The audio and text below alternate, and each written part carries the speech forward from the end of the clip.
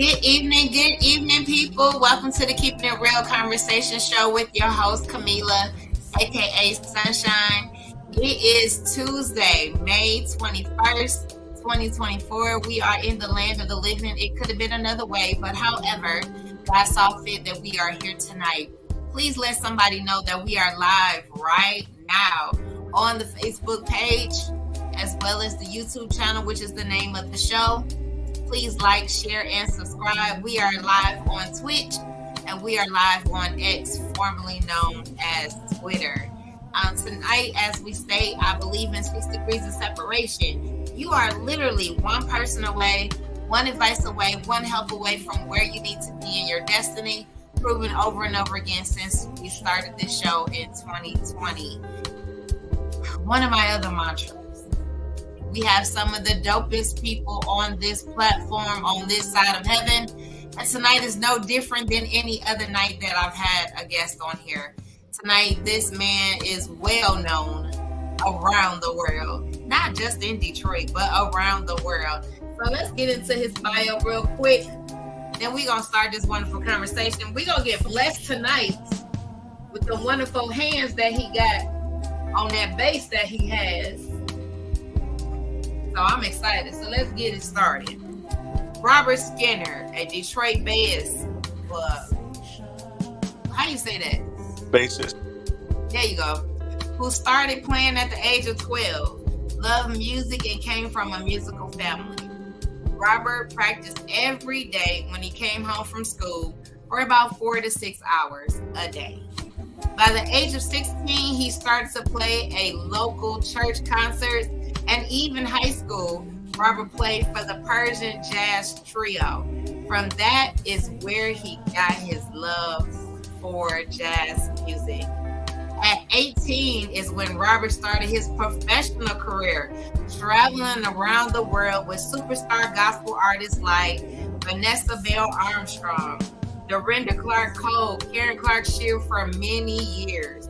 In 2013 is when Robert made his debut to the smooth jazz scene, rocking the stages with Demetrius Neighbors, Randy Scott, Tim Bowman, Phil Denny, Marcus Anderson. Is it Oli or Ali? Ali. Ali Silk. Lynn Rountree, Aletha Renee, and the list goes on. And he has become the artist that comes in town or goes out of town to travel, do all these wonderful things on that base of his. He is now working on his first solo project EP.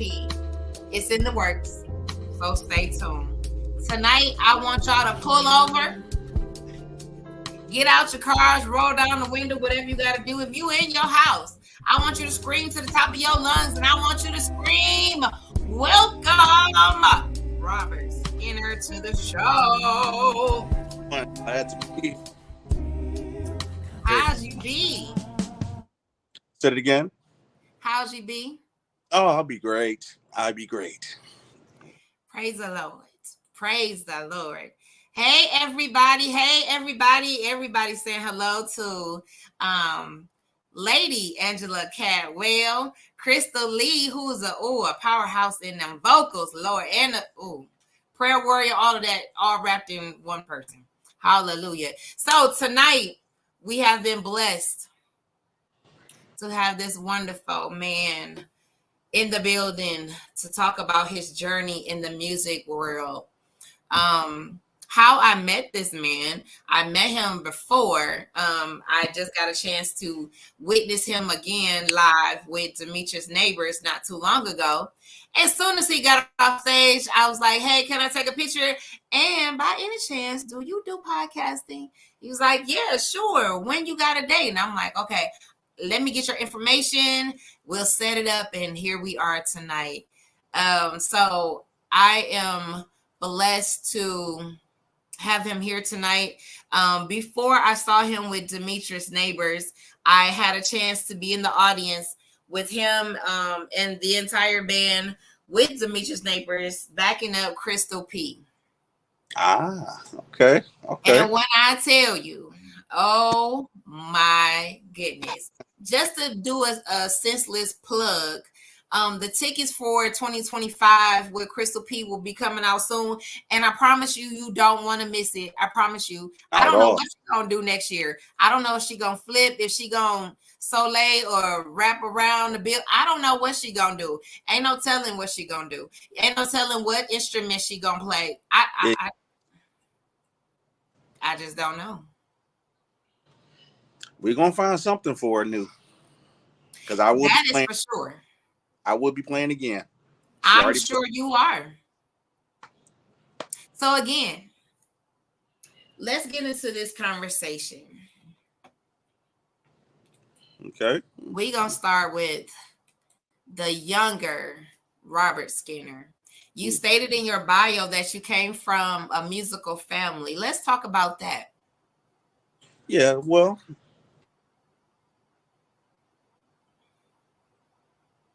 Oh, you might have to. We can't hear you. Woo-hoo-hoo-hoo-hoo. We can't hear you. We can't hear you. Come, go out and come back in.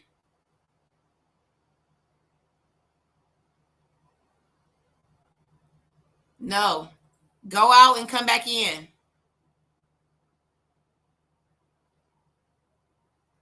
If somebody called you, go back out and come back in. Go out and come back in.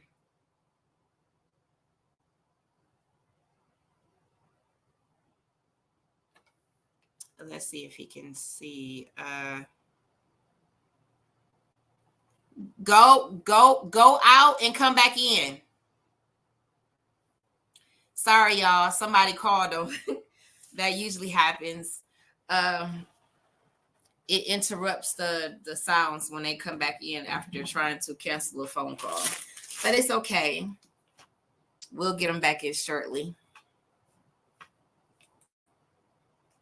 In the meantime, there he is. there we go. Can you hear me now? Yes. Good. Anytime somebody calls you, it's gonna mess up, and you're gonna have to go out and come back in. Oh, great. I know, But right? right. But like I was saying, basically, my granddad, God bless his soul, started up. He's from Mississippi, from the country. Loved the blues. He was a pastor, and basically, he loved singing, loved playing. He played guitar. Um, he had, of course, well, my mom is seven of them. So basically, everybody either could sing or either play an instrument. When it came down to my uncles, my oldest uncle played bass as well. My mom's middle brother, he played drums and keys, and my mom's baby brother basically played bass. So all the time of me growing up, like I said, been loving music since you might as well say I was in my mom's womb.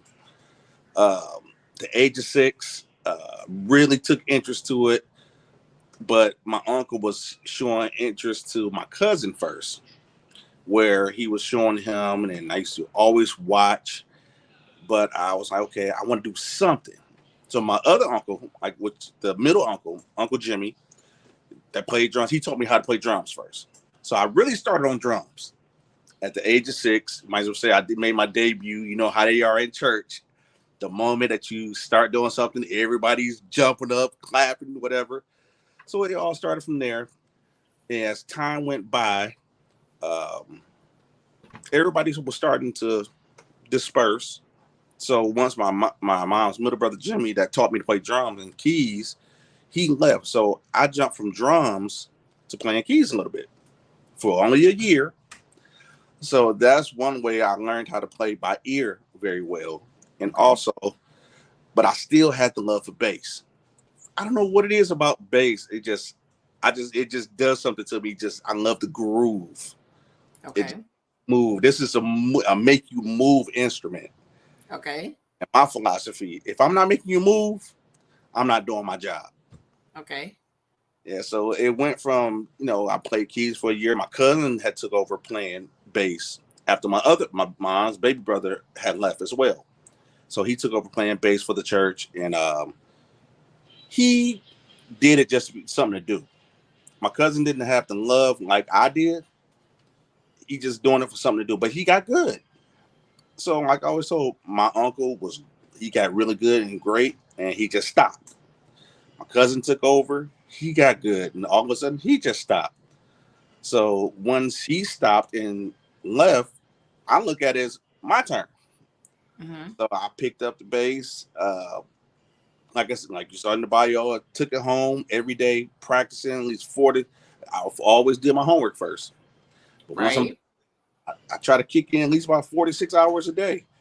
Put on the gospel tape, the Clark sisters, the Winans, whoever I could just put on, and I would just sit there and just teach myself how to play. This is before I even started learning my notes, before I even learned how to read music, just playing by ear. And it went from there until once by the time I got to high school, um, I was in a march. Well, I knew a lot of friends that was in the marching band, but I kept saying I didn't want to get in it because I did that back in elementary, and it was cool. But I was like, I just wanted to get through high school and be cool. So, but a lot of my friends was in the band, and they found out that I played bass because it was a bass sitting in the back room, and my band director just came. He looked. He was like, "Why are you staring at that instrument?" I said, "Well, for one, I said I play a little bit. I'm a little bit here and there." He said, "Really?" I said, "Yeah." So he told me to pull it out. We plugged it up. He wanted to see what I could do. So I played for him, played well. He looked at me. He said, "Have you had lessons?" I said, "No, sir." He's like, "You playing like almost a basically professional, like you know what you're doing."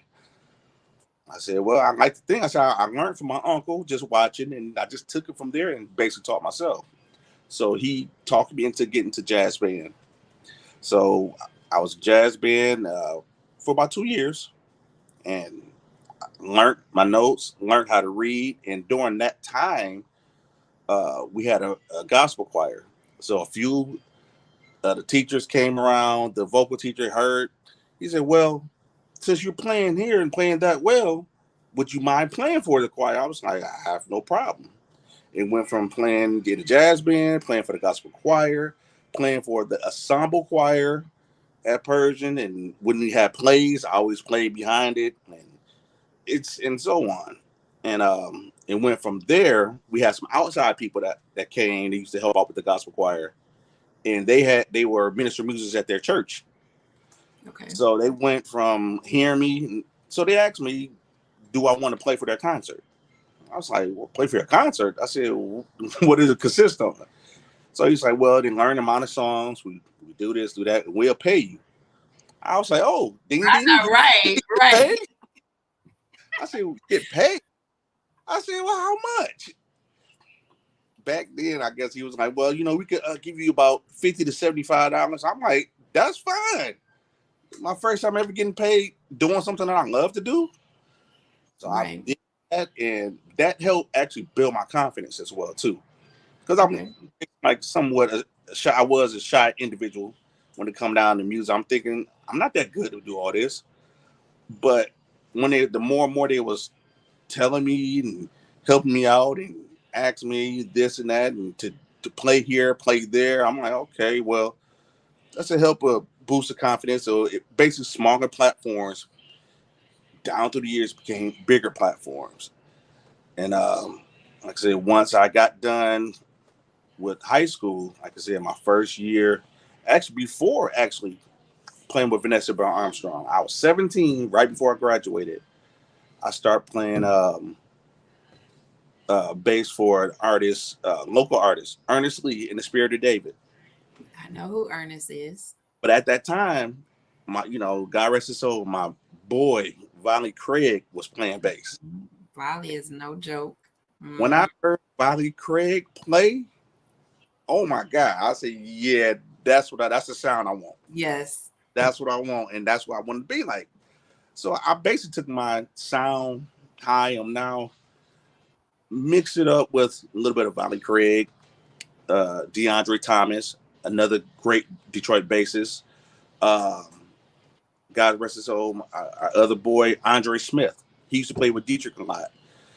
And just listening and taking heed of a lot of things that they used to tell me, taught me, and how to approach certain things, and don't do too much here, don't do a lot here, but still do enough.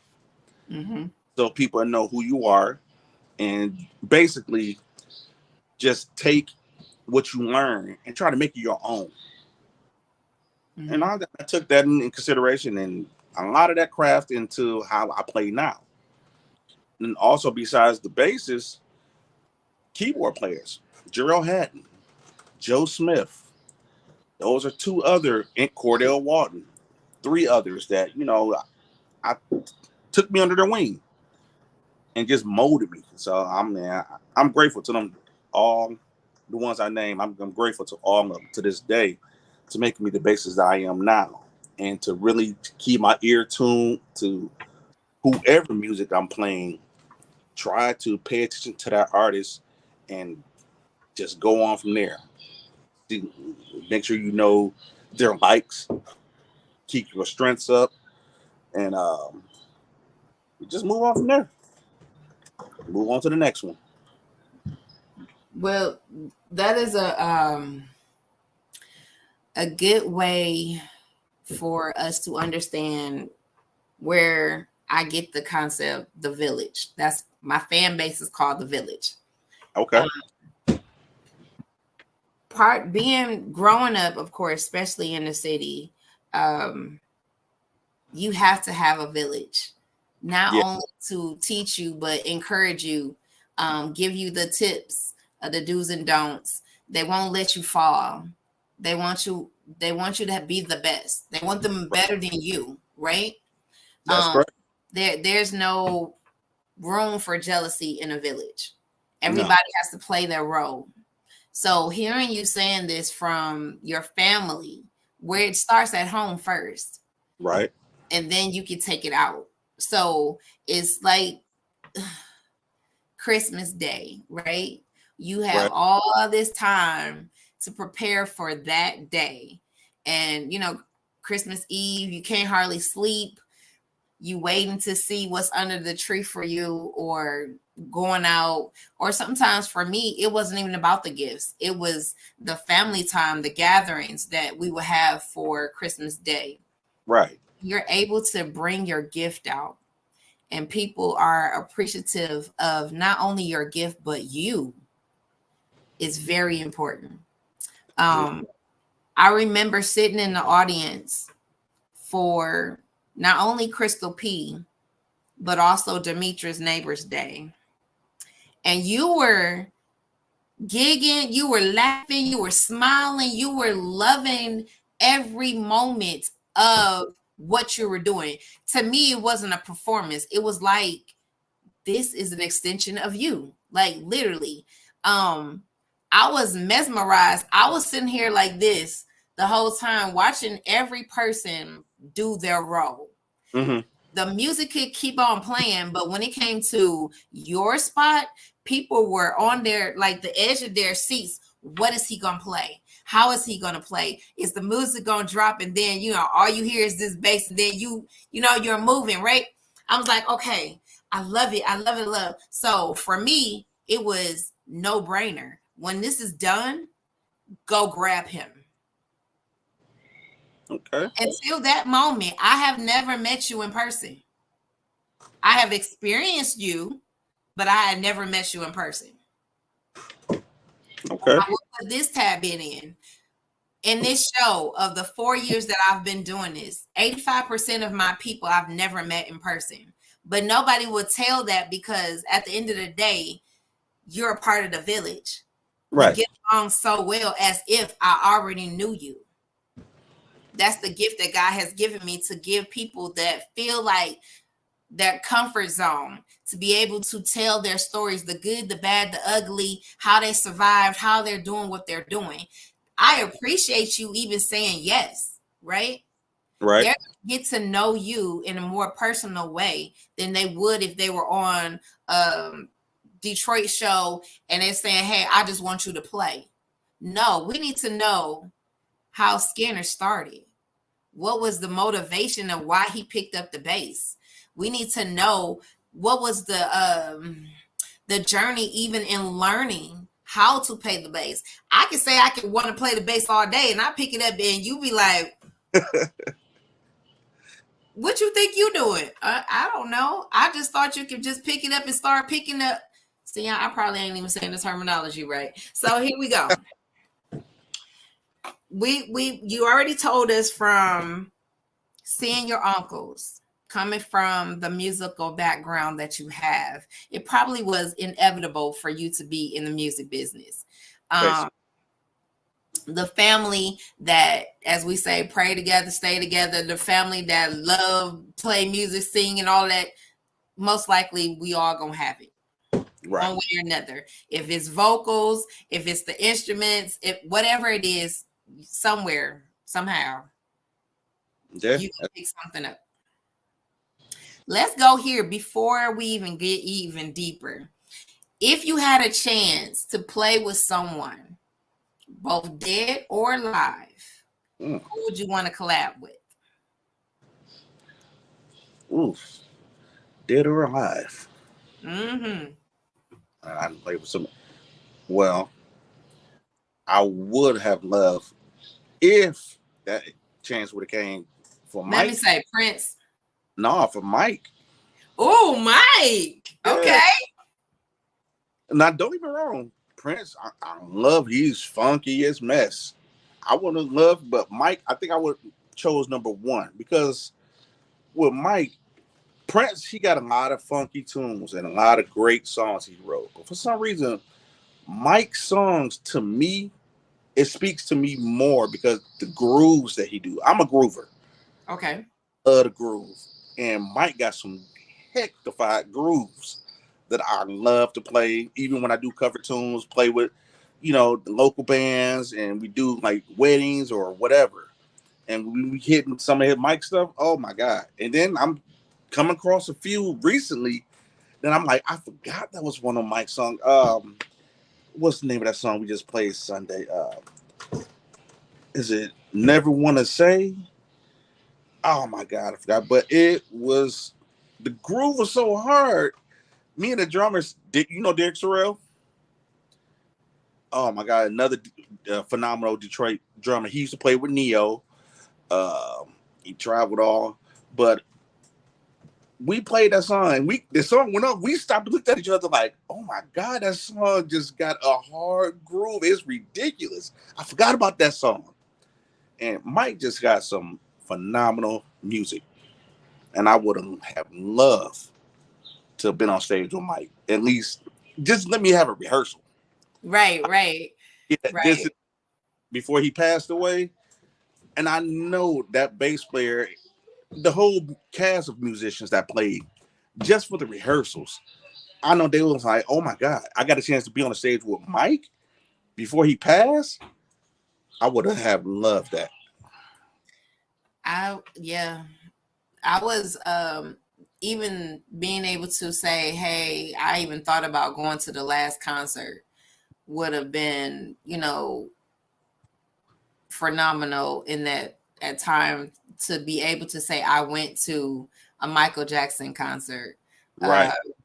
I'm even thinking about Janet. Like, I want to go and see all the greats now that are touring. I probably, Lord bless me with some more money, because everybody and their mama is touring right now. Yes. And it's just too much. It's just overload right now. It is. It's overload. Like, okay, we got the Isleys out here. We got Janet. We got something that haven't ever happened. Missy Elliott. I mean, you name it. Is I can't keep up. Yeah, it's too much. It's overload right now, and it's like I want to see them before. Not to say anything is going to happen, but these people are legends that you would want to say at least once you've seen them. Not just on TV, but actually be in the building wherever they are. I don't care if it's outside. It don't matter. I want to be in the building. Right. So now that we got that out of the way and we know that he's growing up and he's perfecting his craft. He's learning how to read music. And now that the gift is out, it's been unwrapped, and the world is getting to see who Robert Skinner is. And do you feel that music altered your life from being, or what could have been, um, the bad Skinner, as we would say?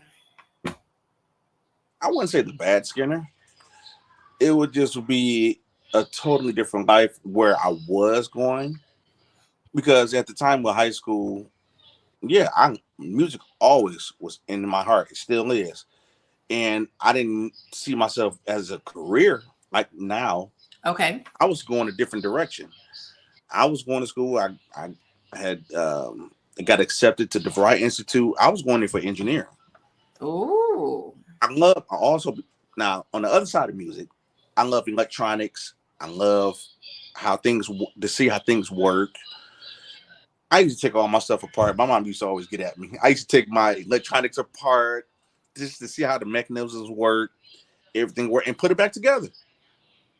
And it's funny because I got 4 kids, 2 boys and 2 girls. But everybody always asks me, because I'm in the music so tough and so hard. Do any of your kids take any of your music? I said, no, not one. They look at me like, why? I said, well, I'm cool with it, because the path that they choosing they're going to be, I know they're going to be fine. My son is in his second year of Wayne State, about to finish up. Well, no, I'm sorry. He just finished his second year. So he's going to his third year in engineering. He's just like I am. He loves to see how things work. Very smart. He's 20. My oldest is 23. She's in the medical field. She works in the pharmacy department. And she's going to move forward and trying to work on becoming a pharmacy tech. So I'm like, that's fine. They love music, but their career is going the other way, which how mine's turned. Um, like I said, I always played music, and I was going to go to DeVry Institute, but I always had that one big overprotective mom. I was the only child for 13 years, and to her, I'm always be her main baby. I don't get in. There's 3 more under me, but I'm still her main baby. And at that time, she was like, "No, that's too far." It was in Columbus, Ohio. I'm like, "Columbus, Ohio, ain't nowhere." Right. I said, "It's only 2 years, and I will be back." I know, and we don't know anybody down there. So she was that mom. Okay. So I said, yeah, okay. So the guy came to do the interview. He came to the house because I got accepted, and they had my acceptance letter and everything right then and there. She's still stuck with, no, I don't know. We got to think about it. So I'm like, come on. So I'm not gonna say it deterred me from the engineering the thing, but it made me. I was a little upset, and Mm-hmm. and it's funny. By that time, I was playing with Chris Jones and Word of Praise at that time, and I'm like, okay. So once that was done, I left out. We had one on the road. That was my Mm-hmm. first time going on the road, and I'm looking like, okay, I'm enjoying this. I'm enjoying myself. Being to travel places, not coming out of my own pocket, stuff being taken care of, and I get to express how I feel playing the bass. Mm-hmm.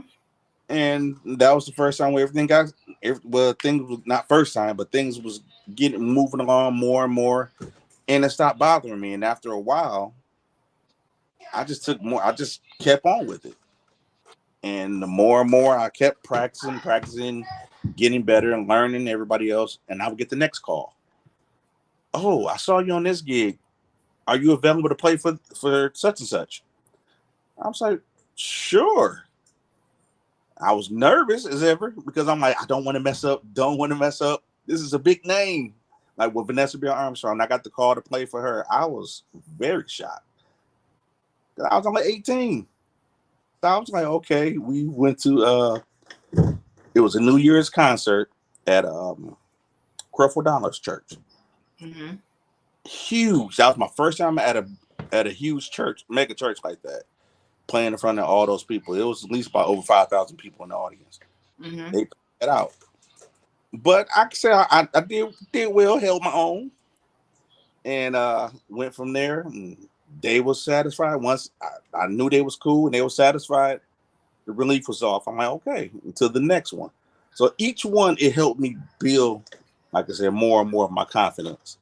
Until now, to the player you see now, which I love to be on the stage in front and perform in front of people. Mm-hmm. And times I've been like, I can't wait for my solo time. So I'm like, okay, everybody, get out the way. It's my turn. But at first, Absolutely. but at first I couldn't stand solo.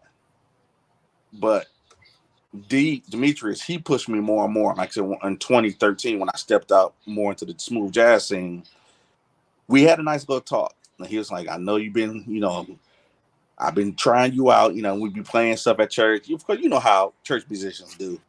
We be Mm-hmm. playing in there, sneaking in.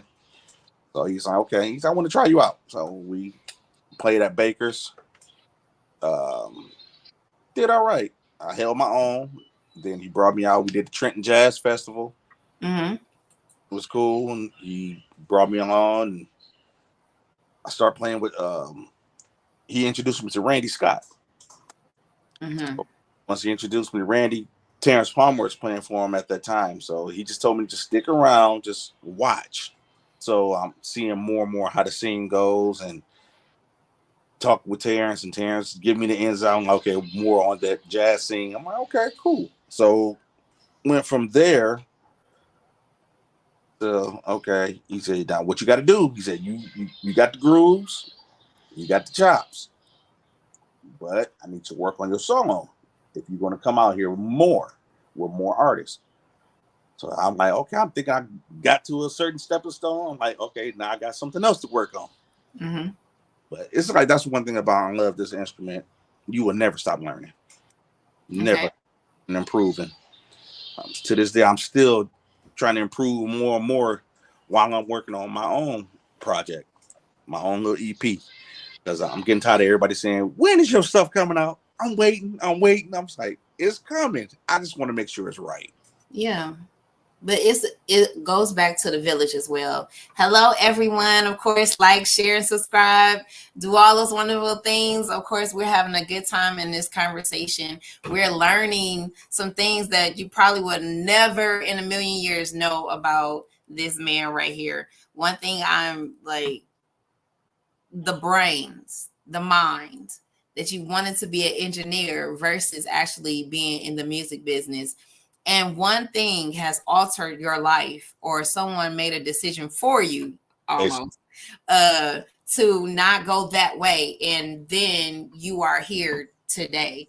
Um, the village is something else. Oh my it, God. And it then on top of that, to be in the doors and the opportunities, because again, here's another thing. Being humble and being nice, being teachable is awesome, yeah, especially in this industry, and life in general, will get you favor with people.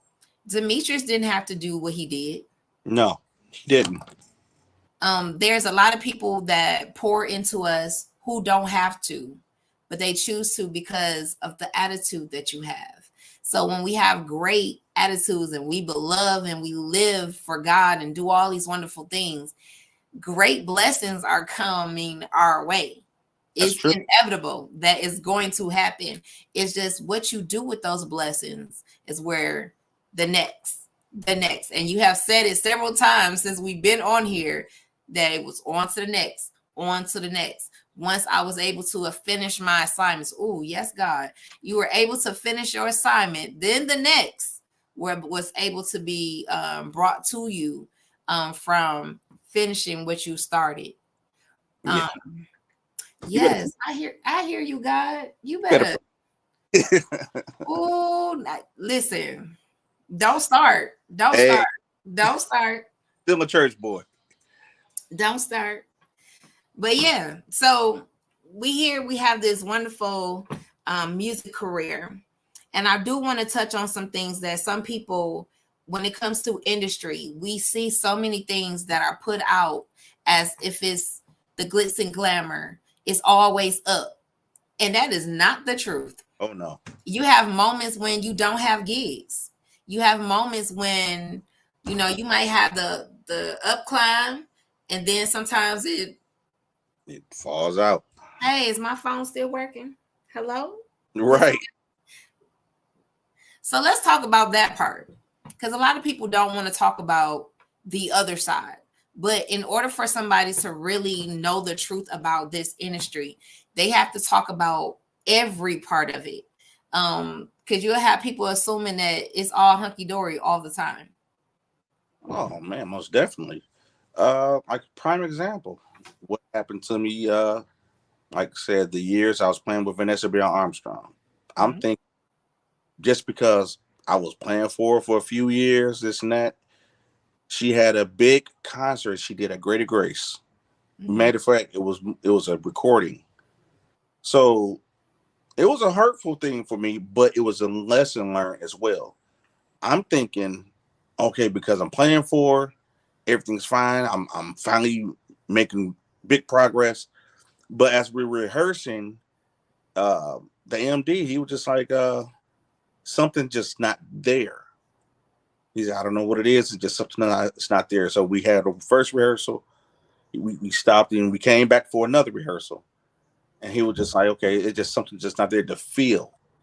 He said, the feeling of it's not there. He said, okay, I'm going to let everybody go home again. So he called me after that second rehearsal that night and was talking to me. Was like, I understand that you think that, you feel that you're entitled because you've been playing for. He said, but this I need a more professional sound. And I was like, oh, you need a more professional sound. I'm thinking I'm doing that. So he said, no, uh, he said, you're doing great, but I just need you to work on a few things before I can have you do this recording. I said, so basically you're putting me off the recording? He said, yeah. He said, no hard feelings and like that, but after the recording, you're back on. I'm like, I didn't know how to take that. I was like, Mhm. wow, it felt like a slap in the face. But after everything was said and done and everything happened, and I got back to listen to some of the recording and the bass player that they use, I listened to him more and more. He did have more of a professional sound. And also, what people don't understand, your equipment makes that choice for you as well too. At that time, I was using a cheaper bass where the quality of the sound, that's what the main issue was. The quality of my instrument. And I'm like, okay, it couldn't be just my playing, but it was part of my playing because it wasn't aggressive enough. Mhm. So I was hurt a little bit because I'm like, man, I got slapped in the face. I got put off the gig. That was my first time ever getting put off of a gig. And I'm like, I would rather for it being like a smaller gig than a major gig. But Mhm. oh, because like I said, I was younger. And I took he after I sat and thought about it, prayed about it. And I'm like, you know what? Let me just take what he said. I had to replay it back in my head, take back what he said, and applied it to. I had to took the bass that I had, went and got something much better, Okay. so it could be more industry sound. And so I started listening, like I said, more and more into at that time what a lot of bass players was using on recordings, and I had to go with that and find out. Okay, I need a more quality sound, like how the stuff I'm hearing on these records. Okay. So I understood exactly what he was saying. And that was one incident. A few other ones, oh my God, where it's like part of the year, the very beginning of the year used to be a drought where I'm thinking, okay, I could do this all for just music all alone, taking care of my family. And uh-uh, I had to give me a 9 to 5 Okay. beginning because Summer, summertime, from I would say from May all the way through December, normally used to be always great. But once you get into that January, February, March, it used to just die to the point where I'm like, okay, I got to do something. I can't just sit here and not do anything, make any money. Okay. Bill, they look like, sir, I know you're a musician, but we still want our money, Right. pay rent and everything. But when it come down to it, I always, try to stay ahead. And I'm like, okay, and I always kept a 9 to 5, which allowed me to travel and still be able to take care of my household. So I had to play two roles Okay. for a while. And as of up to 2018, I've been full-time musician ever since. Okay. Yes, I thank God for that as well because, but it took time to build everything up, far as the people I play for and how I look at everything and how often they're working, and it keeps me working. Okay.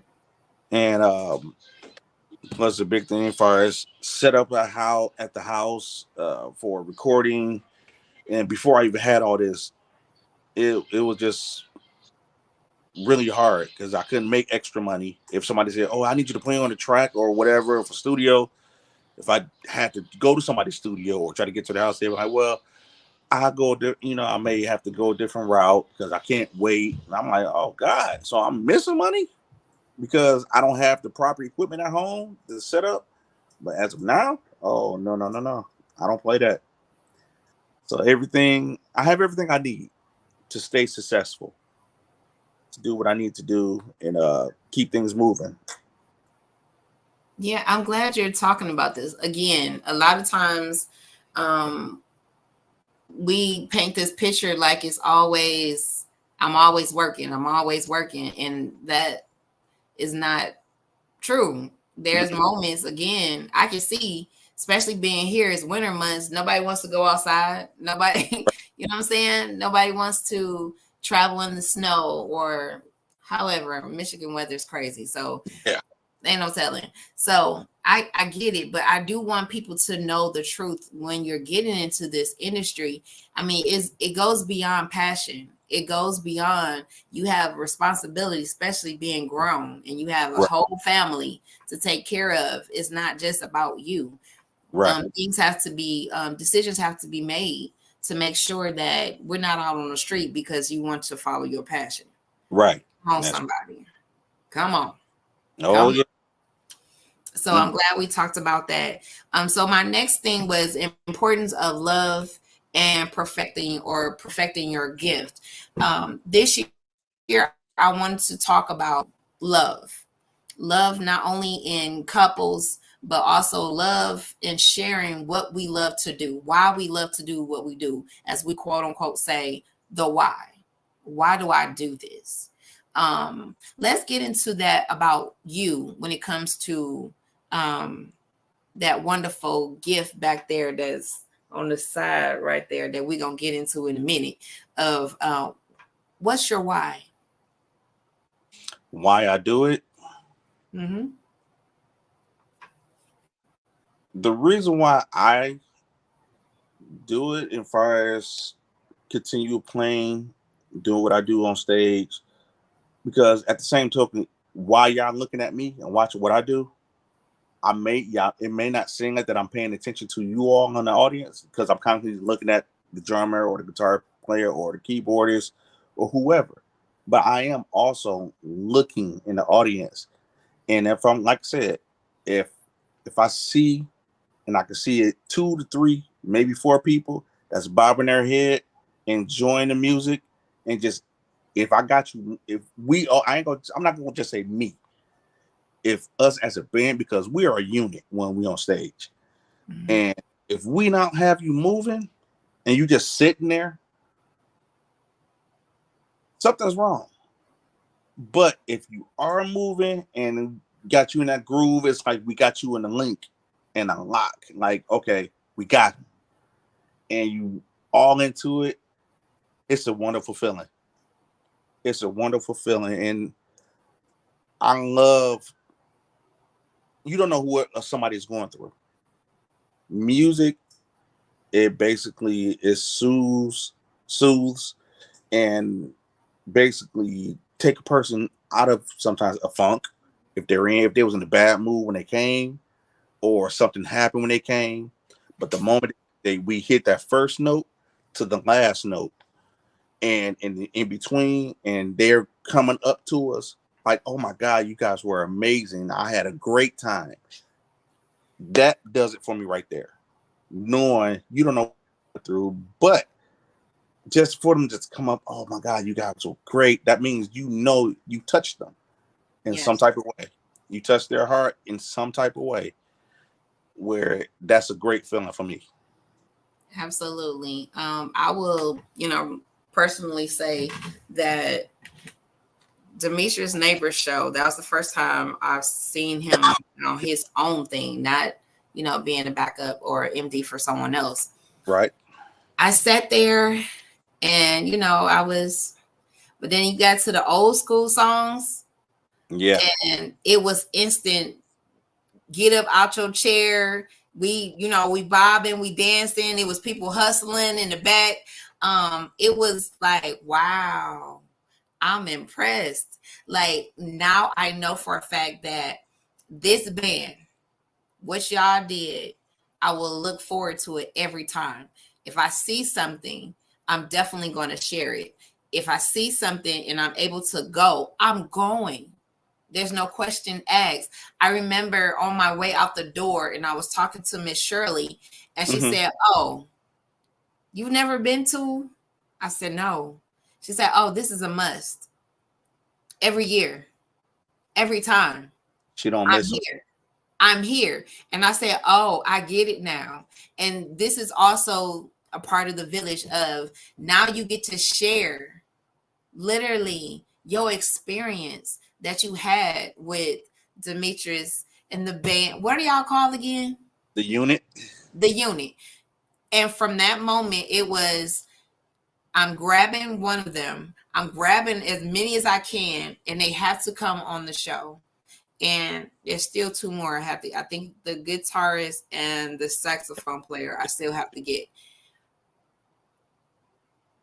Did you just say something? Jeff and Oh, Gary. yes, I still have to get them to come on the show. I already had Nate, which was amazing. Come to find out, a small world. One of the young ladies that I sing with on the praise team, they grew up in the same church. Oh Had no wow. idea, and just to hear their stories, um, that's what I love about being here. You get to Right. find out things that you would not find out if you don't have conversations with someone. You find out you have more like than you are different. And you only do that by asking questions, having a conversation, and realizing that, wow, the same person that you idolize or whatever you want to call it, they're human just like you. I get excited to find out about new humans. Like, is amazing to me. Be like, wow, I didn't know. Wow. I look at you. Wow. Who would have known that you was a brainiac? I Right. would have never thought that. You play an instrument. Why would I think that you would want to be an engineer? Who, what? Yeah. Really? Again, who would have known? So are you ready to let the people know why you are who you are and why you love to do what you do? Sure. Let me sit back. Let me get go ahead, bless the people. Now don't shortchange us now. I won't.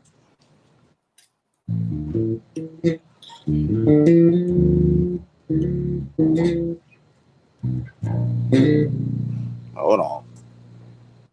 I want some of this.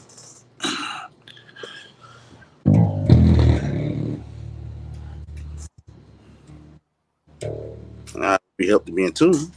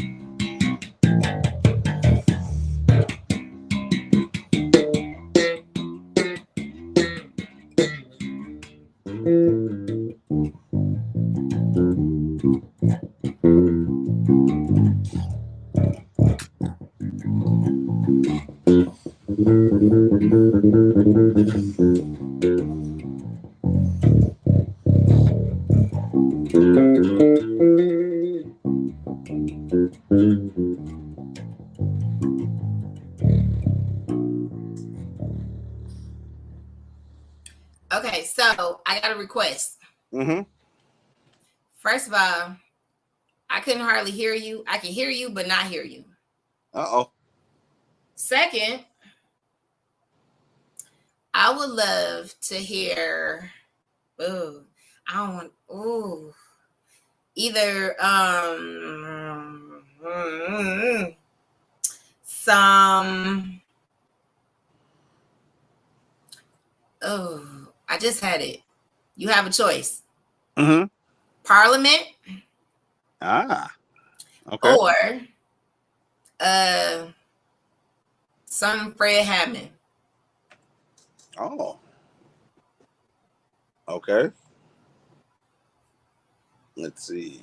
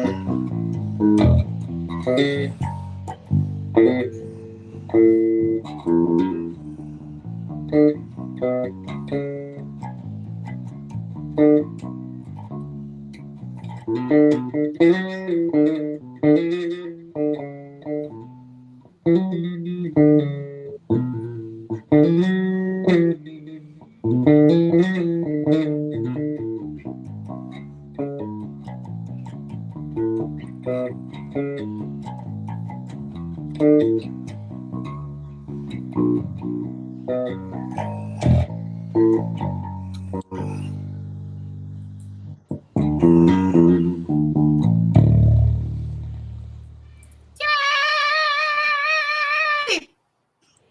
Yes, sir.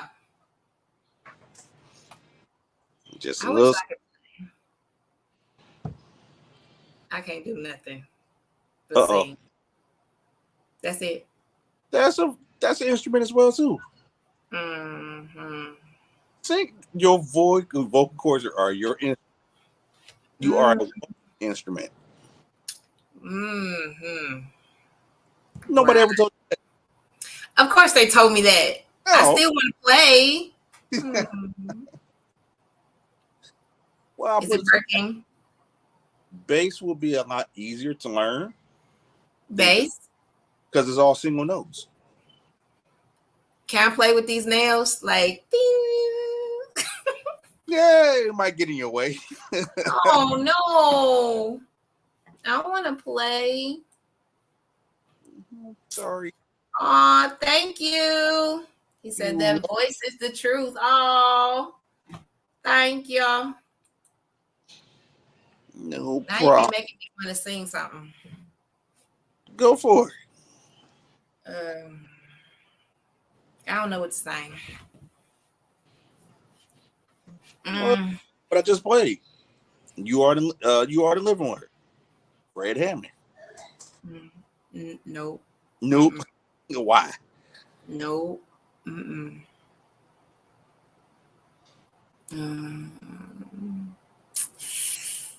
Let's see. Mm,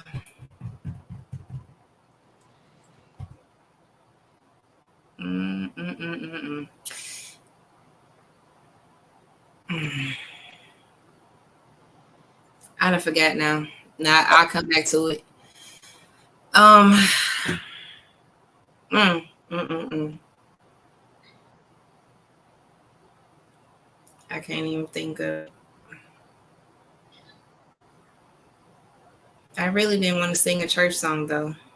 No, you don't have to.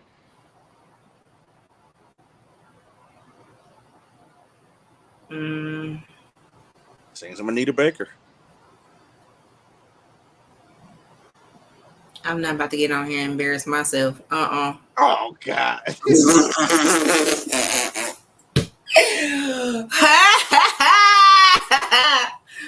You are funny. What? Mm-mm. You're funny. You're funny. Um.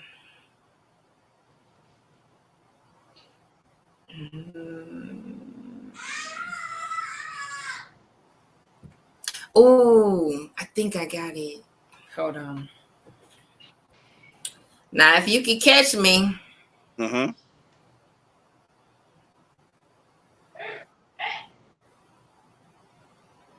Um,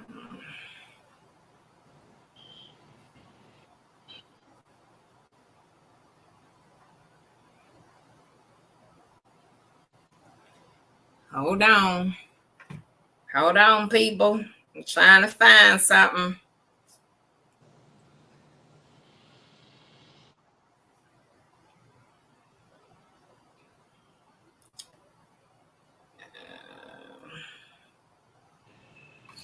All right. Now, I think I did that acapella before. I'm getting tired of you don't never buy me nothing.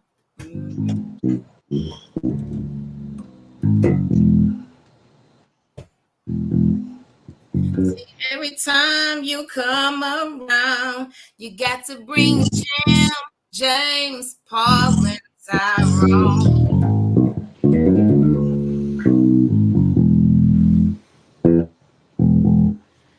Why can't we be by ourselves sometimes? I've been having you on my mind for a long time. I just want it to be you and me like it used to be, baby. but you don't know how to act. As a matter of fact, I think you better call Tyrone.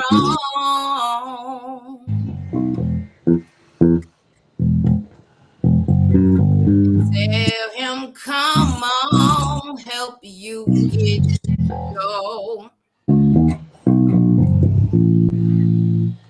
I think you call Tyrone.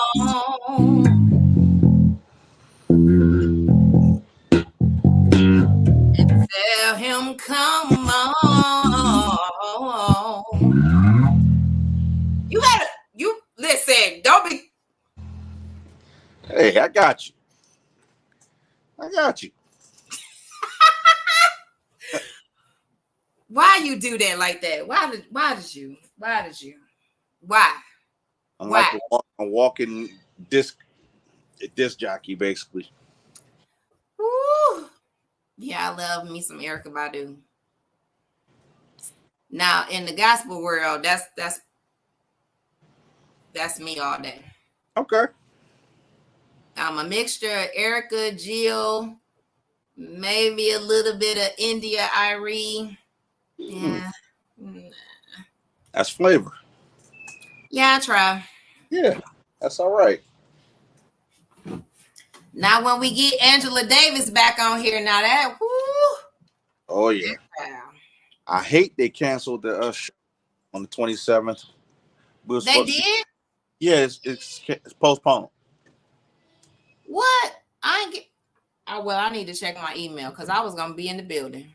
Yep, it got postponed. It's pushed back. So we're trying to figure out another date. So be just watching out for it. They're gonna be posting something soon whenever we get together.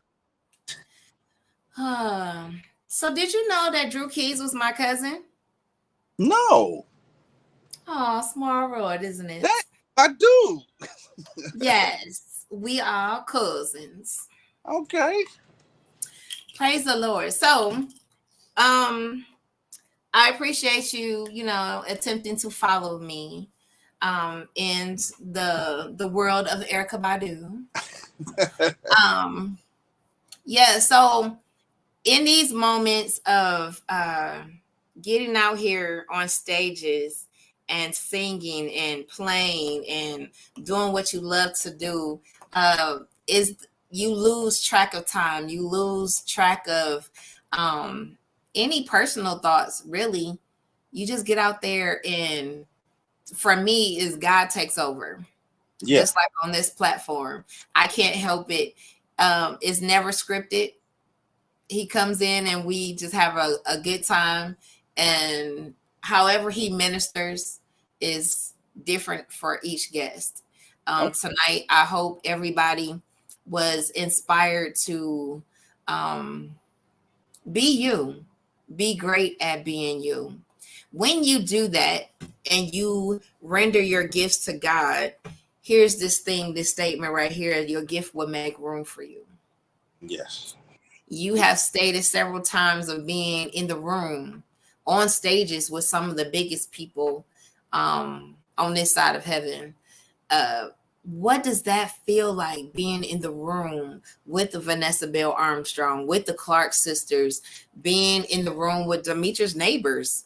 I don't listen. Being in the audience, and I just witnessed Vanessa Bell Armstrong in Flint not too long ago, and Okay. I'm like, at 70 something years old, she still has it. Yeah. It didn't go nowhere. And you'll travel to go and being in the room.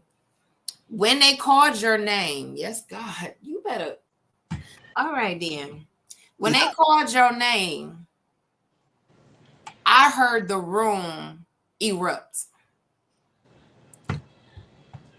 That was big for me because I didn't expect that. You better say, come on, Jesus. See, it's a different story when you're so humble that people will appreciate you as the person as well as your gift. That room was waiting on pins and needles for your part. in whatever song you were playing. Like, what was that funk song y'all was doing? Uh, Michael Jackson, "Working Day and Night." You had a breakdown in that? Yeah, Do I need to ask you to play it?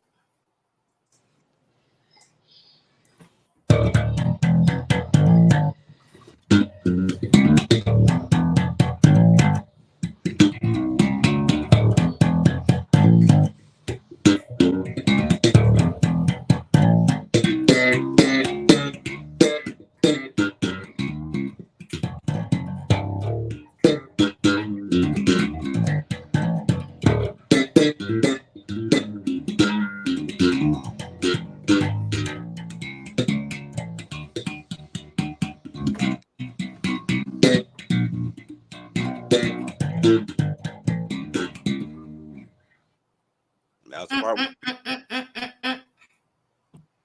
Then he said, I don't know what that part is, but keep on playing it. Do it Yeah, again. part.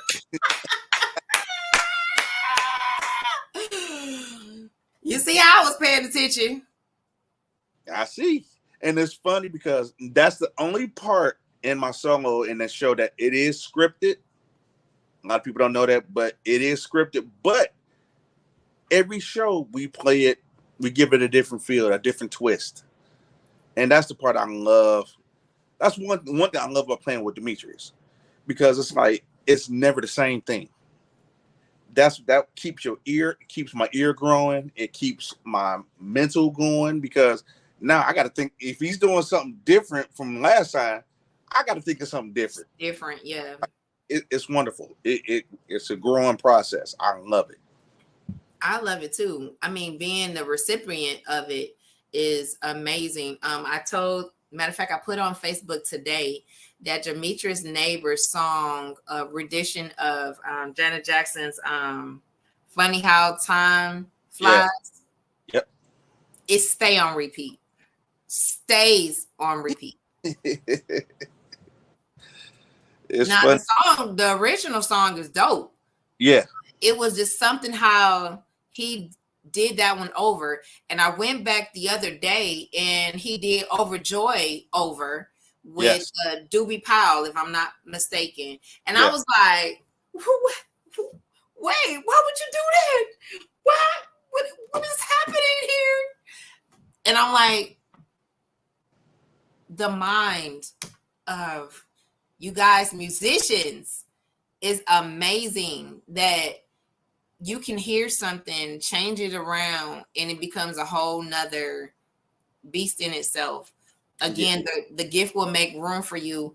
Being on these stages, being in a room with some of the top-notch people. How was that for you? Let me go back to the same question. Oof. It's always an amazing feeling for me to be on the same stage with a lot of great names, because it's like I know they're here to come see them, but at the same token, they're here to see us as well too, because we are an extension of them. Absolutely. So once, like I said, we rehearse, know their music, know that they're comfortable. That way, we already know if the artist is comfortable and good, we're going to have a great show. And just to be on that platform, like I said, and it always go back to us looking at the audience as well too, because we feed off of y'all energy. Mm-hmm. If y'all giving great energy, we're going to give even more energy back to you to Mm-hmm. make you really enjoy and get I'm not going to just say enjoy, get the experience, because every time we perform, we like to give an experience. We want you to experience, the greatness in the room, and just the excitement and the great feeling, just everything all in one. We want you to experience it all in the room. We want you to go home talking about it and saying, "I can't wait for the next one." Absolutely. And I can really, if you wasn't there, I'm sorry. You Yeah, missed a great that was opportunity to hear some awesome music, and for me to meet the people after the show who were come welcoming, like, hey, shaking hands, saying hello, um, taking pictures, all of that. it was no problem. From Randy Scott coming in to Isis, who killed it. Matter of fact, Isis will be on the show in June. Okay. Um, so it's just a great feeling to know some dope people who at any given time can light up the stage and change your life. If I was a blind person and I was in that room, you guys made it feel like I was actually looking at you, like the notes were a person or whatever the case may be. It was from smooth, slow jams to, and y'all did Tank, which I love, and I will be singing soon. Okay. Oh yeah. Y'all was, oh, Jesus. We try to give something for everybody. And you did, and you absolutely did. The crowd was mixed, of Hmm. all ages, and so to be able to go from a Tank sexual songs, central, not sexual, sensual songs to to old school, get up on your feet. I was like, I had every emotion that evening, Okay. and I left feeling like I didn't want to go home. That's really the gist of that night. And to the next time Right. that I see, or he's been traveling, y'all been traveling, I follow y'all everywhere, going on these planes, going somewhere else, uh Just playing get. with some other bands and stuff like that. It's your season to win, Yeah. victorious season. We have, and I say we have planted seeds all over the world, and now our harvest is here to enjoy. Exactly. So we thank you, of course. We have two more words and a phrase, and then I can let you go. So, uplift and empowerment. What does that mean to you? Uplifting and empowerment. Ooh, how can I put it?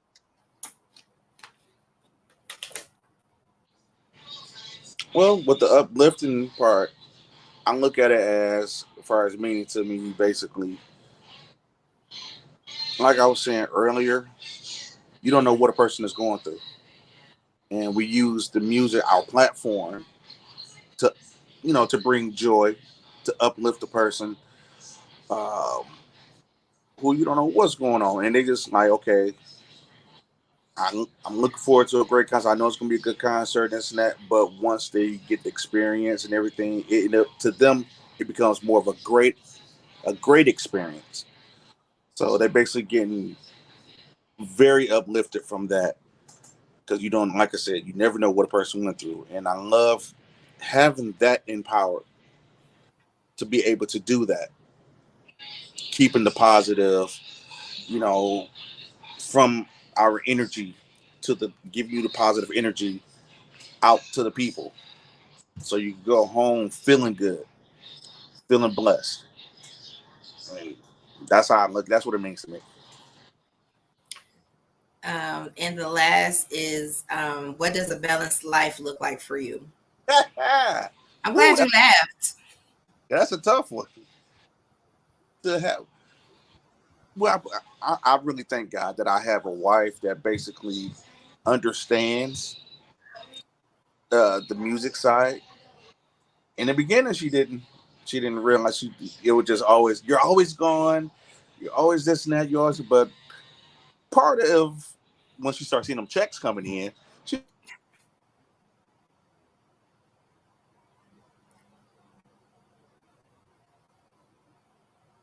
No, go out and come back in.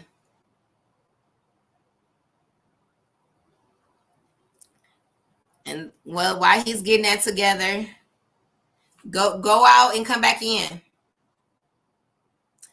Angela Davis, ma'am, we love you here. Oh my gosh. Um, thank you, Crystal. Hello, everyone. Thank you, thank you. Angela Davis, you are something else, honey. That's all I can say. You are something else. And that is in a good way, of course. Of course, give your daughter, fellow Capricorn, a hug and a kiss for me.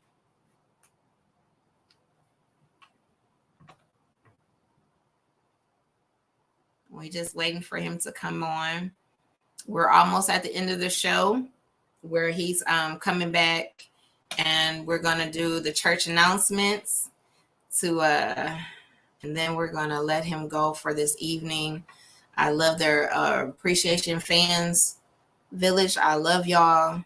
I really do. Hopefully we can get him back on. I'm not sure what's going on. There he is. Jacob, turn it down. So, okay. Like I was saying, it's my 8-year-old. Don't mind him. At first, like my wife, she didn't understand everything totally. She just knew I played, and she knew she was dating a musician at the time, and she's just like, "You're always gone. It's always gonna be like this." But when things start, God was blessing more and more on financing it. She looked at it as it's not just something I do. She see that I'm serious about it, and what I was building all these years, as far as I'm more, you might as well say, each musician is a walking business, and if you really truly understand and take it seriously and do things correctly, and still keep it in the will of God, you will always have favor. You know, He will always make sure you're blessed. And right now, that's how I look at it. God, He's constantly blessing me over and over. That's why I never go without, because He's constantly blessing me, and I do what I'm supposed to do. I pay my tithes, which I'm hoping somebody hear me saying, yes, I'm a musician that pays tithes. So therefore, I do what I'm supposed to do, and also take care of home. And she understands it. So therefore, it works out. It balanced, because if I got to go out of town, she makes sure, everything is good. I make sure she's good before I leave, and vice versa. And then once I'm home and she know I got stuff going on, we always talk about what my schedule was like. She let me know what she got going on, and we try to still balance out time for family, because that's very important. I don't want to ever have it where my music is just, I'm constantly going, just taking over and just leave my family behind, because I never want to miss any moment. It's tough at times because I can't get extremely that busy where I could almost forget, but I have to really look at my calendar and take time out. Like, no, especially during the summer. And I have to turn some things down. It may hurt a little bit, but like I said, God always keep his hand on it, and he bless everything where I can afford to take, not do a certain gig. And everything works out. So therefore, household is happy. I'm happy. And still my artist and everything is happy, whoever I would have to play for. So it's challenging at times, but it works out. And that's good. It's very important that, everything is leveled out. A lot of times we're always on the go. We're not resting. We're not eating right. We're not doing nothing we're supposed to be doing. And we wonder why, our bodies are breaking down and things of that nature. But again, as a traveling musician, both in-state, international, all of that wonderful stuff, we had to make sure that everything is done decently and in order. All right. So since we all had the church lingo, let us get ready for the church announcements. Right. The doors of the church is closed. No, no leaving out without the offering. Praise the Lord. So can prayer change things? My new book, that came out earlier this month. It is out on Amazon. This is the second book. You can put the title in, you can put my name in, and it will come up. So this book is available on paperback, ebook, and now it will be available on hardcover. So I will eventually go back and do an audiobook for it. But praise the Lord, it's here. Hallelujah. My first book that I put out, The Blueprint Guys Design, is also on Amazon, and it's in the process of getting an upgrade. So I will be going back to do this one with ebook, soft paperback, and hardcover as well. And it will have a new cover. So praise God, God is doing some wonderful things around here. If you want to continue to see this platform get to TV land, that's my whole goal. To get to TV land, you can cash at me at Sunshine Kamilah, Kamilah. That's how you pronounce my name, and that's how you spell my real name. So thank God for that, and I thank you in advance for that. Blacktop Streetball Association, BTSBA.com. You're probably wondering who that is. Well, it's sponsored by Main Event. Do you remember who Main Event is? Of course you do. If you know and One, the most popular basketball league ever, I said ever. This is his baby. So again, soon and very soon, they will be coming to a city near you. You don't want to miss it. This time, they might not be on the court, but they will be owners of teams this time. So of course, we're going back and getting our culture back, what is due us. Again, I just thank you in advance. Go support him. And I'm going to have him back on the show soon so he can talk about it himself. If you know of people who you would love to see on here to have a conversation like we did with Robert Skinner, or you want them to showcase their stories, their talents, their gifts, whatever, there's no age limit, there's no race, there's none of that. We need everybody in the village to play their role, to do their part. You can inbox me on Facebook. You can inbox me on IG. You can even email me. I will put my number out here, but some of y'all, never mind. That's a whole different story. However, I just thank y'all tonight for coming in and saying hello to Robert Skinner. I'm enjoying his story from his childhood all the way up. He played for us. I got him to play, was it 3 songs? 2. 2? Yep. 3. I did. You sure? I think I got you to play 3. Oh yeah, you sung one. So yeah, 3. Okay. So this man played 3 songs for us tonight. That's amazing. So we just thank y'all for stopping by. I will be back on Thursday. I want everybody to say this Thursday. This Thursday. This Thursday, guess who I got on here? Who is that? Mr. Myron Bell is going to be in the building. Okay. If y'all don't know who Myron Bell is, Nah, Jesus be offense. Hallelujah. When I tell you, when y'all hear the story of I've known this man since I was a teenager, y'all are not gonna believe this. But however, this man will be in the building this Thursday. I don't want y'all to miss it. 7:00. Tell your mama, tell your grandmas, tell your uncles, tell everybody, tell them. Go down to your corner store and tell them. Okay? Tell them. We're gonna be live right here Thursday, 7 p.m. Eastern Standard Time with the only magnificent. And I could go on and on about this man. And we talking about the veils. What? I'll be with you. We got to go to Benton Harbor. See, that's what I'm talking about right there.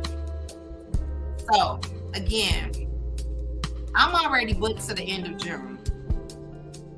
I'm gonna need y'all to keep up, and I'm gonna need y'all to pass it on, because we got some awesome people coming through, like we always do.